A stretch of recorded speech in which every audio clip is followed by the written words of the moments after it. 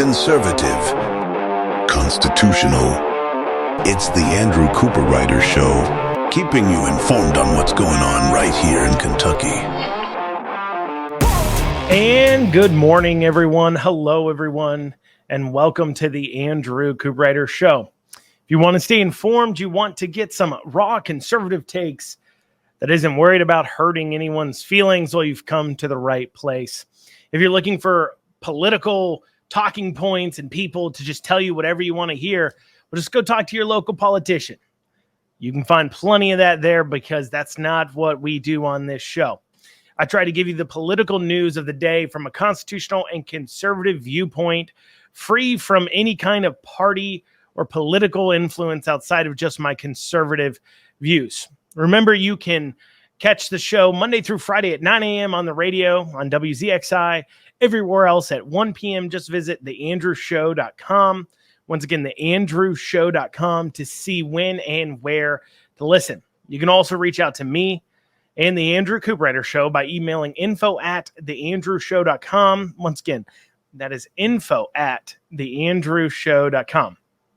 Over the past 2 days, I've really dug into the numbers and lined out some pretty clear arguments about what happened on Tuesday to paint a picture so people can understand and to combat a lot of thoughts and processes behind it. And one of the reasons I've lined out these clear arguments, and I felt it was important to do so, and it had been important to point out what the Cameron campaign had been doing wrong, like for the last several months, like I had been, was in order to combat the establishment hacks, who I knew inevitably, one, they of course would remain quiet during the campaign. They would never publicly or even necessarily privately speak out about what the campaign is doing wrong. They may behind closed doors amongst their friends quietly somewhere, but they often won't speak up to the people they're in power because, of course, in the establishment political system, Democrat or Republican, they prize shutting up and doing as you're told without ever voicing an opinion different than what the experts tell you to do.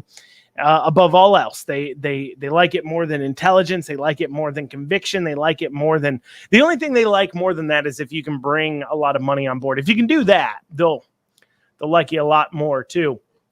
So I felt a need to go ahead and clear out those arguments very early on. So that way you had a clear image and everyone could have a clear picture of what happened, because lo and behold, the establishment hacks have now gotten their chance to weigh in on the Cameron loss and why Cameron lost. And guess what? Surprise, surprise, it has nothing to do with them. It has nothing to do with their campaign strategy, candidate quality. It's got nothing to do with their all-powerful leader, McConnell. It's got nothing to do with bad leadership in the Republican Party at the national level, of course, not putting any resources, funds, or attention into this race, or bad leadership because of horrible ground coordination going on. For an example, in the Cameron campaign, I believe all their door knockers were volunteers coordinated by the Republican Party of Kentucky. As far as I know, and I've talked to a few people that live in populated areas like Louisville, like Lexington, where you'd want to get this together. The Cameron campaign during the general didn't even do a door-to-door push. They didn't even pay for door-to-door knockers. What's weird is the Cameron campaign did that during the primary, before we had Terry Carmack and those McConnellites jumping on board outwardly. We saw door knocking going on, but into the general, guess what? We didn't see any door knocking. But anyways, according though to these establishment hacks, it's the conservatives. It's the social conservatives and Trump. That's who to blame, because apparently they think Cameron just ran the perfect campaign, and it has to have been the perfect campaign for Cameron to have ran because, his campaign was run by these same establishment hacks. I mean, never mind signs not getting up till 3 weeks beforehand. Never mind terrible ground coordination and doing no good door knocking campaign. Never mind lackluster, if any, get out the vote efforts in order to reach people who weren't already getting out and voting for you. Not to mention the flip-flopping on abortion, causing individuals to lose a strong push. Not to mention, not bringing in Trump really until about a week or so out when you realized that all hope was lost. I mean, not to mention bringing on individuals like Terry Carmack and others that are from the McConnell world that would cause then your ground people, the people that coordinate a lot on the ground, especially in Northern Kentucky too, an area where he did pretty bad at, to push them away. And you can not like that they got pushed away by the fact that McConnell was a part of the campaign, but it doesn't really matter what you think. All that matters is the fact that they were pushed away, and the net result was that. Never mind any of that. We're not going to talk about that. Instead, it must be, of course, social conservatives and Trump. I mean, you literally, they ran such a bad campaign. Such a bad campaign that there is a conspiracy theory. Maybe you've seen it online. Maybe you've heard it from your Republican friends. But there's a conspiracy theory going around held by many Republicans, and I myself have my suspicions that they purposefully threw the election, that they purposely threw it. But yeah, that's right. It's the right. It's Republican conservatives' fault for having principles and conservatives' beliefs that's tearing everything apart. That's what the problem is. And echoing this and being the bearer of this establishment hackery talking point of you and me being the problem is Scott Jennings. And it's an opinion piece in a Courier Journal that Scott Jennings put out. Now, for those of you who are unaware of who Scott Jennings is, if you'll remember to Cameron's concession speech on election night, he thanked two people. Funny of which, I don't think either of them held the title campaign manager. I think Gus was his campaign manager, but he thanked two people. His brother, Terry Carmack, as he listed it, McConnell's chief of staff, and Scott Jennings. Well, Scott Jennings helped run that campaign. In fact, I was told Scott Jennings was lining out the cabinet positions too as well going forwards. And so Scott Jennings writes this opinion piece where he is talking about all the things that went wrong for Cameron, and it's got nothing to do with Scott, of course. Scott is also a political consultant. He owns a PR company or candidate consulting company called Run Switch.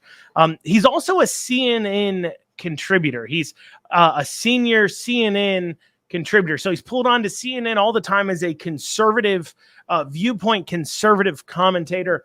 Now, let me explain why that means immediately you should discount anything Scott Jennings has to say. Because, if CNN is bringing you on as a conservative contributor, as a conservative talking point, that means that they have no reason to actually respect what you say. They don't actually think you fight back. They don't think you have a persuasive message. Both right and left media do this in an attempt to appear bipartisan in some shows. They'll bring in people from the other side to comment.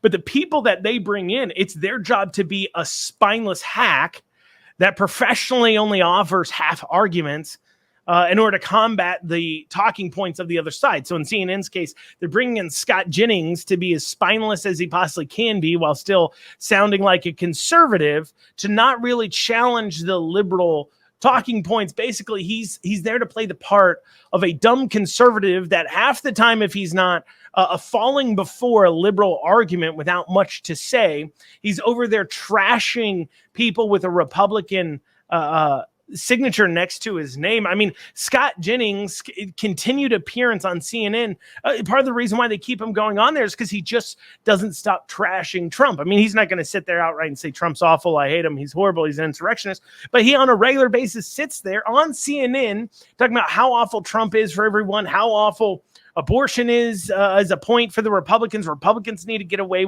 from it. Basically parrots the same talking points that Democrats want to say. Republicans lose because they're extreme on abortion. So here comes Scott Jennings into CNN to go ahead and parrot that. Republicans lose because of Trump. Well, here comes Scott Jennings in to parrot that. That's what CNN brings him in for. Despite the fact that the only time the Republicans have enjoyed success in hard races goes back to 2016 with Trump, and then in recent time, 2016 with Trump.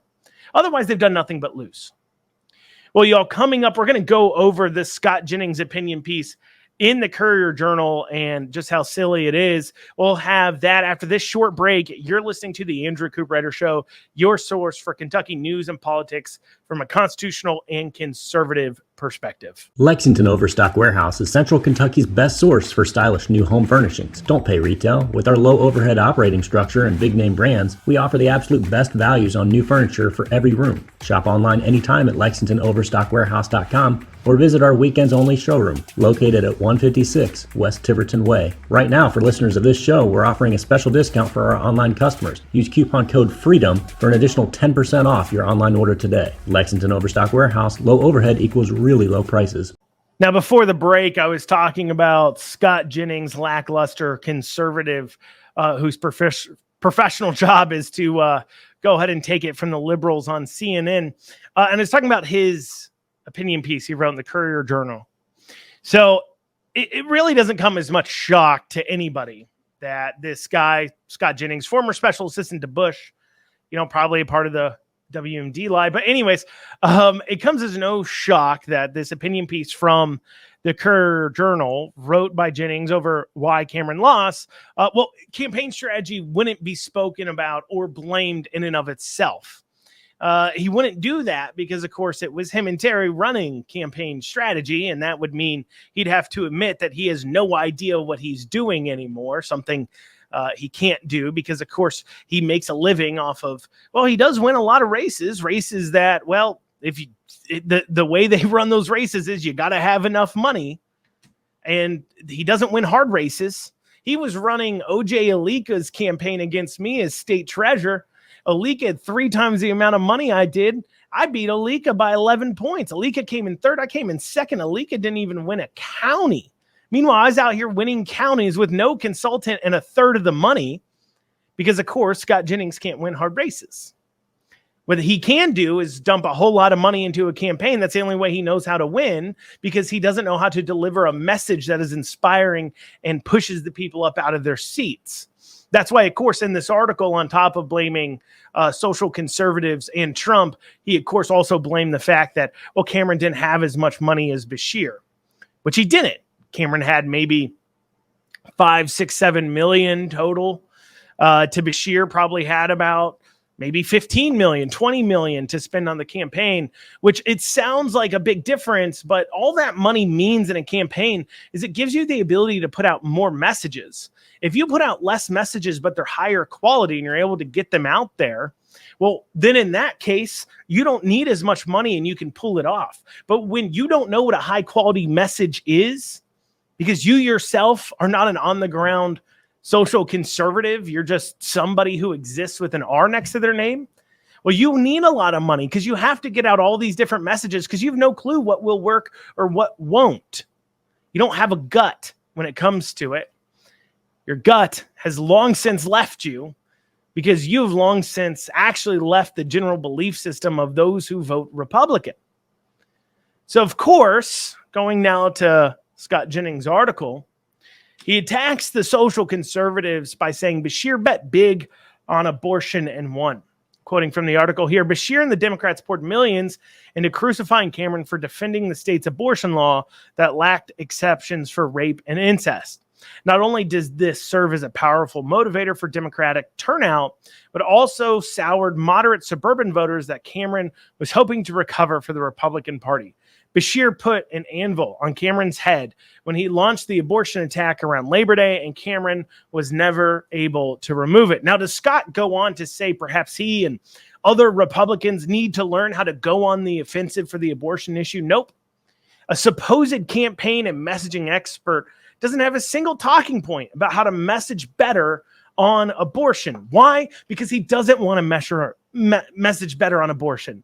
He wants to drop it. That's what you're hearing now from these non-social conservative establishment hacks. Let's just abandon the abortion issue. Why? Because they never actually believed in it. It was always an issue that they used to try to convince you to continue to vote for horrible politicians. Back in, I think it's 2019, Matt Jones, host of KSR, he was considering a Senate race. And in considering that Senate race, he traveled around the state. And while he was traveling around the state, he wrote a book called Mitch Please. And in it, he makes very clear, in Kentucky, you cannot attack guns and babies. And the Democrat Party going after guns and babies is what has caused nationally, is what has caused them to lose so much ground in Kentucky. This is a clear point that he makes. So this is 2019. Democrats are sitting there saying, look, guns and babies is a big problem for us. But Democrats, they didn't abandon their position. No, they continued to hammer on it and figure out how to message on it. And now, lo and behold, they are beating down spineless Republicans over the abortion issue because these spineless Republicans can't stand up and say, where do you draw the line? Cameron finally said it, but it wasn't until the last debate. Where do you draw the line? Justify your position, Democrats. You're over here talking about less than 1% of abortions are due to rape and incest. Tell me, where are you on the other 99%? Because I don't see it anywhere. You believe in abortion with no restrictions. You vetoed everything. Cameron finally started saying that in the last debate, but never did that make it into an ad. Never did such a clear and concise pro-life message make it into an ad to attack Beshear. Certainly not from the Cameron campaign. If that got hung around you, Scott Jennings, and the campaign you're a part of, if that got hung around your neck and dragged you down, why didn't you figure out how to cut the cord on that anvil? Get it out from under your neck by throwing it back at Beshear. But of course, that would require you to have actual convictions. Instead, you believe in a philosophy that when a message gets hard, you abandon it. Well, I tell you this much, my pro-life beliefs don't come from abandoning them. I will not abandon them. I refuse to support people or be in a party or in a country where we celebrate the death and destruction of babies. And if you don't believe in murdering babies, you can't win elections. I don't want to be a part of a party that circulates that kind of talking points. Who the heck are you people? You should be ashamed of yourselves. You call yourselves pro-life, but then the minute it gets harder, you got to stand up for your beliefs, you abandon them. You never were pro-life and you never believed in them. If your first thought when you see a loss is, well, I guess we need to ease up on our murder of babies stance, you clearly don't see them as babies. Why don't you change your registration to Democrat now and get it over with if you don't value life? I mean, honestly, and I get it. People will sit there and say, well, big tent party and everything else. But at the end of the day, either you believe a baby is a life or you don't. And I have articulated on this program many a times how the rape and incest exemptions send a clear message that you don't value life. Because if a baby is a minute old, it was born 1 minute ago, then you find out it was conceived due to rape or incest. Are you okay with murdering it? Of course not. What about 1 minute before it was born? I hope you say no.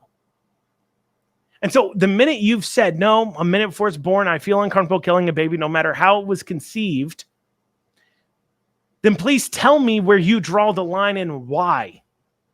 And tell me how that drawing of the line there values human life. And please tell me why you think a baby conceived without rape or incest somehow has more value than a baby conceived in a different way. What kind of person are you to believe that?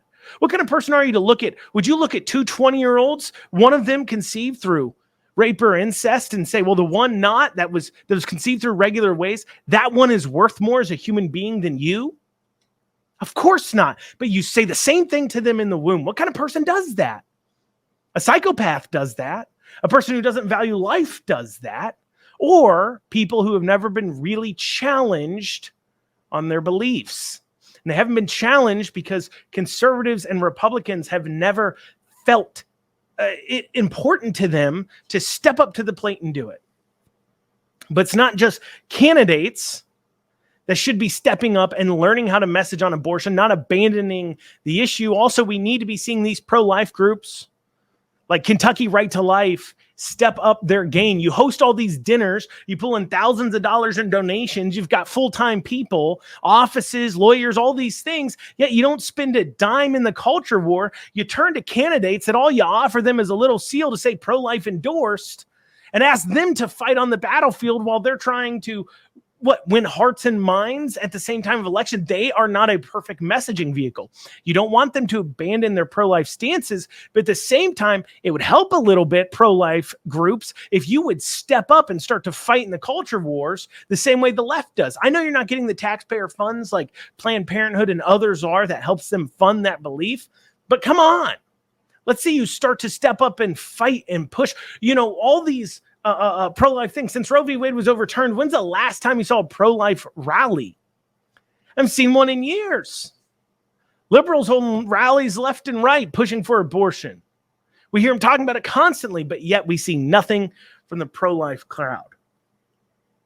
And the other thing Scott brings up is Trump. He says that Cameron lost because of Trump.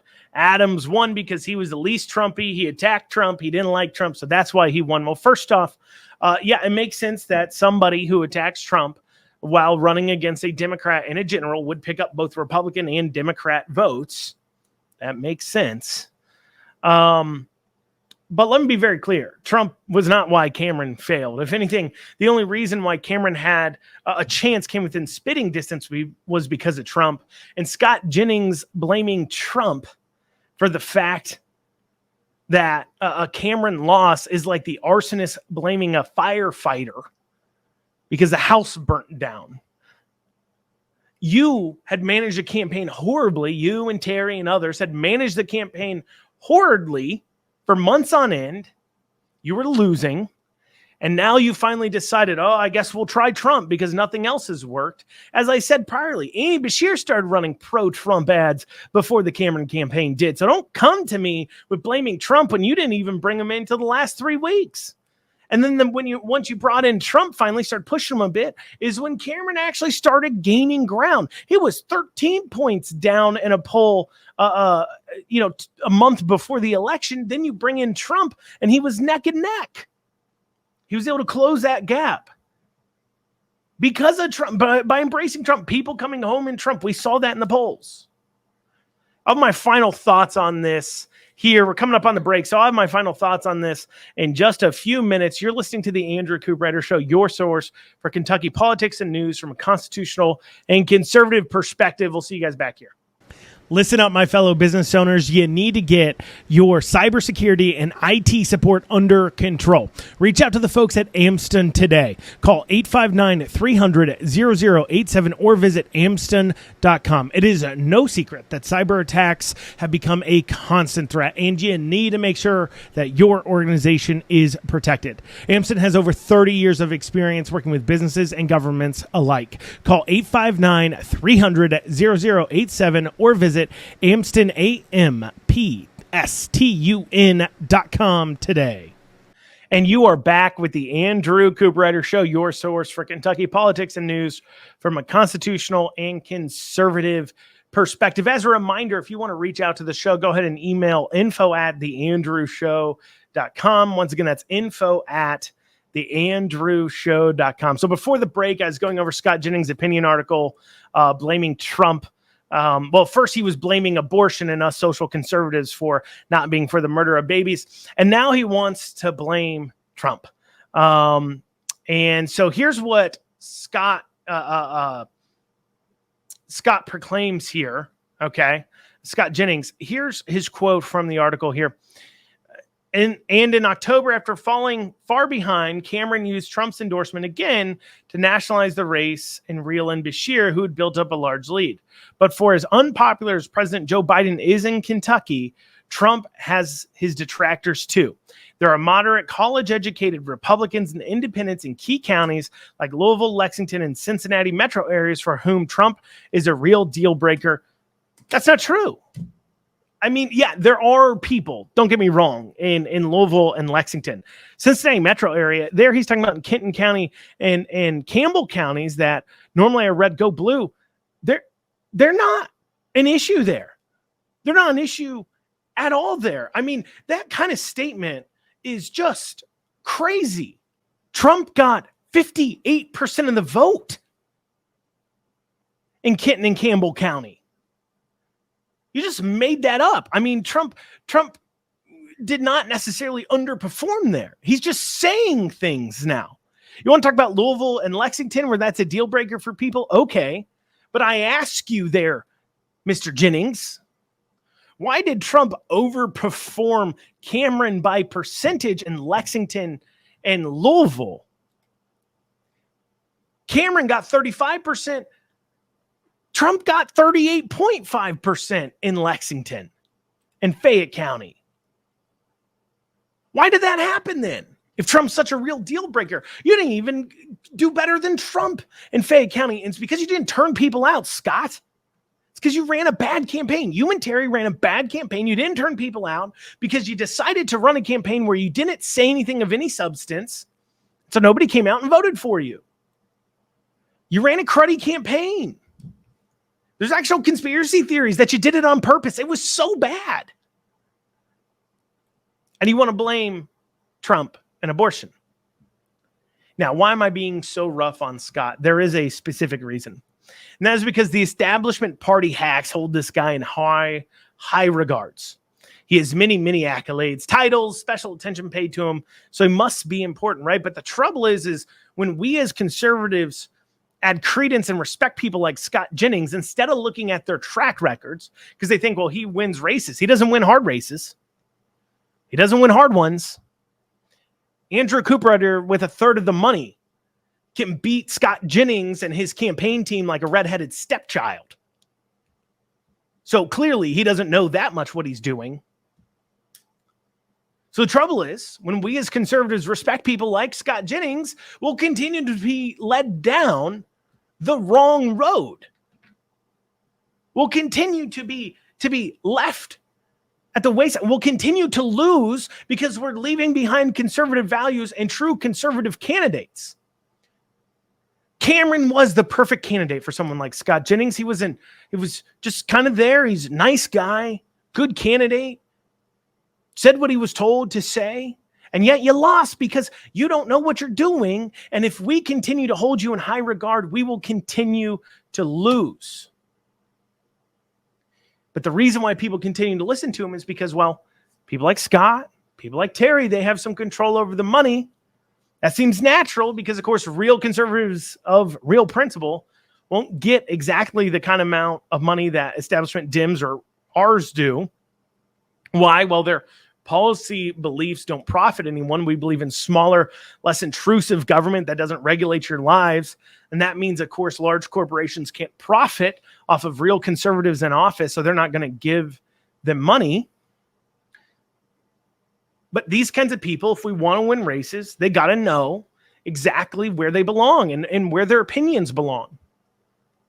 And so I'll end on this. Scott blaming Trump and conservatives for Cameron's loss is ridiculous. He needs to look in a mirror. He ran a bad campaign. It wasn't Trump.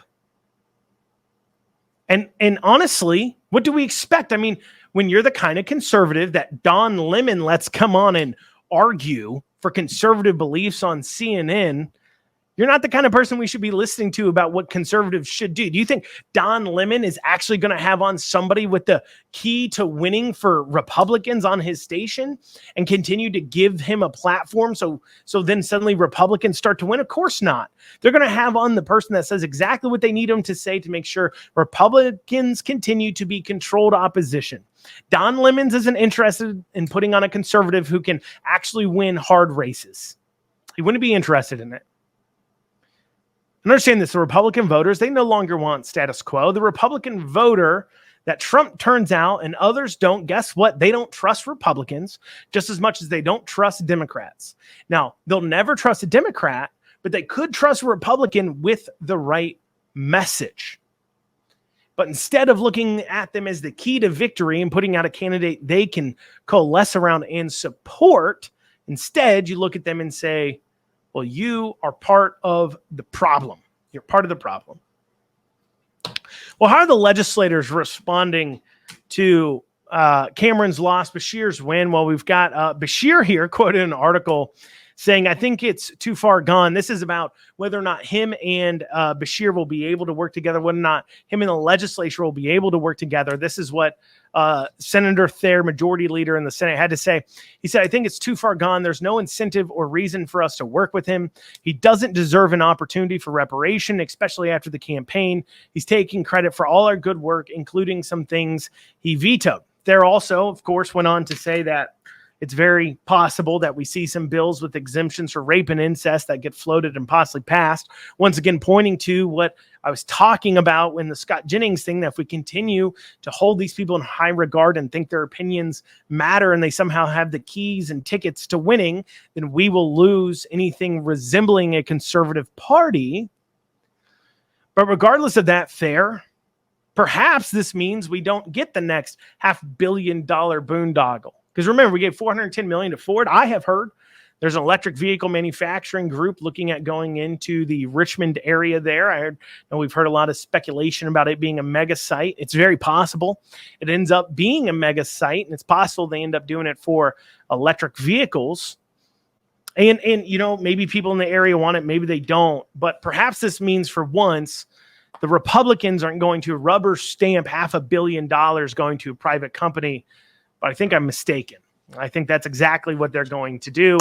This is all just bluster and fuster. They're not really going to do anything. And what leads me to draw that conclusion is Thayer and others had the chance to impeach Beshear, and they chose not to. Instead, they chose to whine and complain about it and then do nothing. And in this case, what they'll do is whine and complain about it. Senate President Stivers, for his part, he said this. He said, I want to congratulate Governor Beshear on winning the governor's race. While we are disappointed in the outcome of the gubernatorial election, nothing substantial will change as it relates to the efforts of the Kentucky General Assembly. I am hopeful that in his second term, though, the governor will choose to work collaboratively with his co-equal branch of government. I'll return to that in a second. Co-equal. This General Assembly remains committed to a fiscally responsible budget and creating environment for economic growth, and so on and so forth, talking about fighting, helping protect Kentucky and Beshear and Biden, crazy far left agendas. Here's a problem with Stivers. He said in there a co-equal branch of government. Understand this, the legislature is not a co-equal branch of government. It is the most powerful branch of government in Kentucky. It's the people's branch. It's supposed to be. It's made up of the most amount of elected people, and it can impeach any single member of any single other branch other than themselves. On top of that, they have complete power of the purse strings. They can defund everyone else if they want to. So no, Stivers, you're wrong. The legislature is not a co-equal branch of government. It is the most powerful branch of government, and it's time you all start acting like it instead of taking half measures and letting these liberal people go ahead and run on your accomplishments, maybe do some less half measures and some more full measures. Well, y'all, coming up here in just a few minutes, we'll be going over some interesting stories, not to do necessarily with the election. We'll have that after this. You're listening to the Andrew Cooperrider Show, your source for Kentucky politics and news from a constitutional and conservative point of view.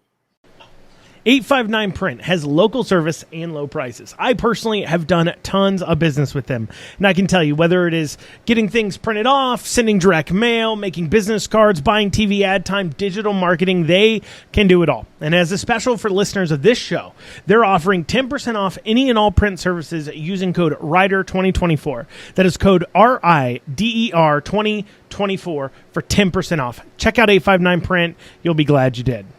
And you are back with the Andrew Cooperrider Show, your source for Kentucky politics and news from a constitutional and conservative perspective. Thank you all so much for joining us for this final segment here. As always, if you want to reach out to the show, you can reach out at info@theandrewshow.com. Once again, info@theandrewshow.com. Now, I've spent enough this week talking about the elections. I figured I'd end out the week by talking about two other things, non-election necessarily, governors, constitutional officers related things. First, I saw a contract coming out of our state government to do 4,500 telephone health screenings to study behavioral health risks. So they're doing these over the phone surveys. This is to a company called ICF Macro Inc. out of Virginia. And the state is paying them $1.3 million, actually $1,325-ish million, $1.3 million to do 4,500 telephone screenings. To give you guys an idea, that's about $300 a telephone screening. Now, let me tell you, in the world of politics, we do surveys and screenings all the time. And if we were doing 1,000 live answer telephone surveys, what that should run you is about 10,000-ish, 11,000-ish bucks. So in the world of politics, doing 4,500 live answer surveys would run you about $50,000. Even if we multiplied that amount by 10 times, that would only be $500,000. They are doing phone surveys at almost 10 times the cost of normal phone surveys. I don't know how long the survey is. I don't know what they're asking. What I do know is this is over the phone. Even if they have to pay the person to do the survey, pay them. The survey can't be longer than an hour. You pay the person doing the survey $100. The person taking the survey costs you $50 an hour. That's $150. Where's the other half at? That's if you're paying somebody to take this health survey. I don't know how long they are either. This is preposterous and ridiculous. And remember when I talked about during the Cameron campaign, these are the kinds of things that a Cameron governor should be able to zero in on and could have dealt with. But he never conceptualized this. Spending $1.3 million on telephone surveys, over the phone telephone surveys for 4,500 people. Preposterous, ridiculous amount of spending, but instead of bringing that together and making that a campaign point, we didn't hear that. But I just want to tell you guys about that. It upsetted me when I was reading through some of the contracts and I saw that contract absolutely out of control. Over $1.3 million for 4,500 telephone screenings. Absolutely ridiculous.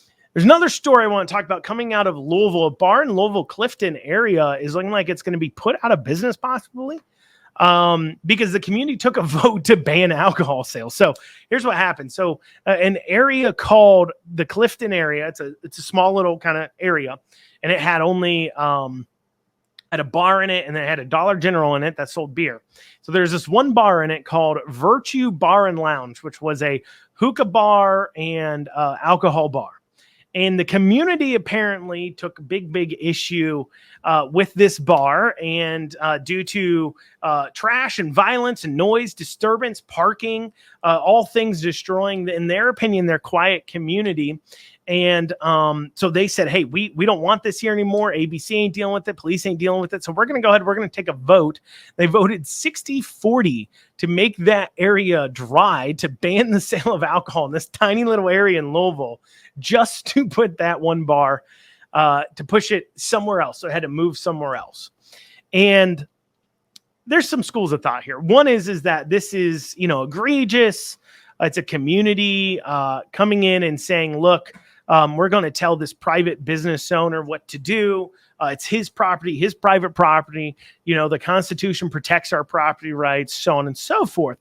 But on the other side of things, the problem becomes, the owners of those properties around the bar also deserve to be able to live on their properties, exist on their properties, and have enjoy their time. And they're unable to do that if there's continued issues coming from a bar / lounge / things. And I looked at some videos and some goings-ons at this bar that they took issue with. This isn't like a Cheers bar. It wasn't like a dive bar. This was a nightlife bar. Like they had DJs all the time, people on the floor late at night. This was like a loud and rowdy bar.